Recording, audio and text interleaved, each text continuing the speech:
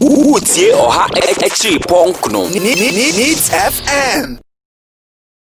Welcome, Mr. Fifi Ketu. Thank you very much, and good evening, good afternoon to all your very many listeners. Right. Happy to be here. Happy to see you again. Thank you. We are the alumni of Committee 20.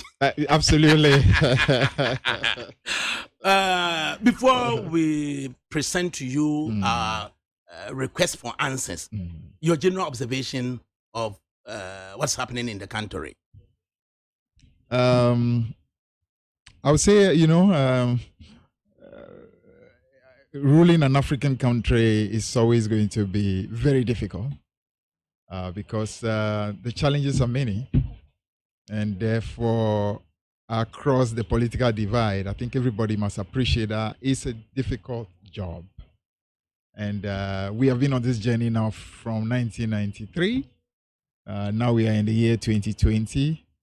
I should think both sides of the political divide needs to become more sober and more realistic, and also more truthful and principled.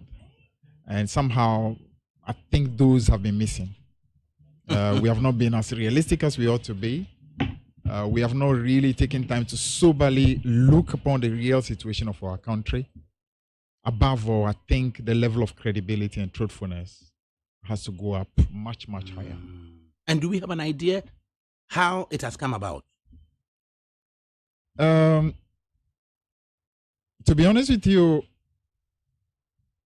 the fact that the same thing is happening in virtually every African country should tell you that it's much more than just a Ghanaian problem.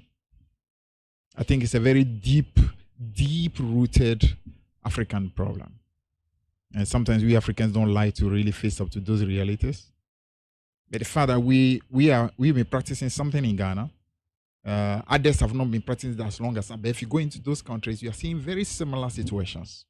The same levels of desperation, the same levels of lack of credibility, the lack of soberness, lack of introspection and reflection tells you that there is a big African challenge. And we must appreciate it and be determined to solve it.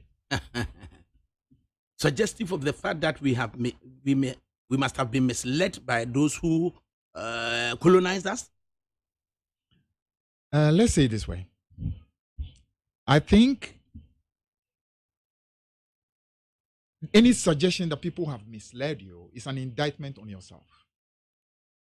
Because we are not little kids. It's only little kids that can be misled. We are adults. Now, so for example, let's say, for example, slave trade. People today say that, they took our children and sent them abroad to go and work on plantations. But the truth of the matter, they didn't put guns on us. Our own people collected sometimes mirrors, sometimes 2 or 3 bottles of gin, whiskey, and then we decided to sell our children. So I honestly prefer all the time to put the blame really on ourselves rather than to blame somebody else. Because I can't determine what you do towards me, but I can decide what I do in reaction to what you do.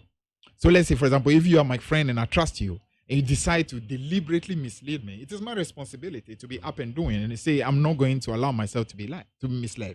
Like you say, first fool is a fool, but first fool is not a fool, but second fool is a big fool. The fact that it keeps happening to us over and over again should tell you that we actually are more guilty than actually the people who are trying to mislead us. But we still live in the quagmire to the extent that you even go to Winneba and people can sell their children for pittance. Yeah. Because you see, Socrates said something very deep and very profound. He said, an unexamined life is not worth living. That sums up the African tragedy. There is not a very deep desire to do a proper examination of our journey.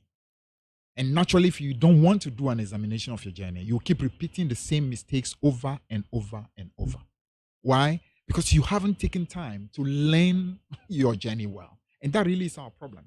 That's why you notice, for example, all over Africa, what we do the most when there's a tragedy, we set up commissions, we complain, we lament. But trust me, not long after, we forget. No resource. And then a year after, 2 years after, the same thing happened again. We do the same thing, set up committees, lament. Then after that, we forget it. Then it happens again. So we keep going back into the same Excuses, problem. but not resource. Absolutely. Not solutions. Absolutely. And it also comes largely because we have, we place too much emphasis on what I call cosmetic education. Cosmetic. Or did you have cosmetic education at the University of Cape Coast? No, the cosmetic, actually I was in University of Ghana. The cosmetic education is not coming from the person who is teaching you. It's coming from the people who want to do the learning. What? You understand? I mean, so for example, if you throughout your whole education is all about, okay, I'm going to memorize this concept, make sure I pass an exam. Once I pass an exam, I get a certificate so that I can get a job. Your education is nothing but cosmetic. But if you actually go beyond what you are being taught, to understand deeply how those things can change your environment, therefore you become somebody who is constantly looking for answers, solutions, not just taking what is on its face value, but trying to find solutions. Answers will come.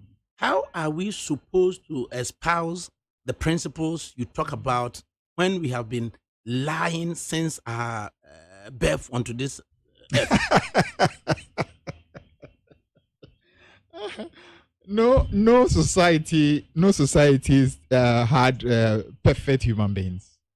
The same human beings have been in all societies. We have a penchant for lies. That's true. And it's so pervasive, yeah, that we prefer to lie than to tell the truth. Yeah, because you see, the problem really is not so much the penchant to lie, but the problem actually is we live in a society where those who are in a position to point to those lies prefer to be quiet. Because as a people, again, we have some amount of cowardice. And that particularly is pronounced in Ghana. Cowardice. Because we don't like to ruffle feathers. When something is wrong, it doesn't matter. Then we go on the famanyame, all this kind of principle. And that actually destroys society. We don't like to ruffle feathers. When something is wrong, it is wrong. But for example, let's say all of us who are here and something is going wrong, and I can see it, but I don't want to make him angry. I don't want you to get angry, so I'm quiet. Hypocrisy.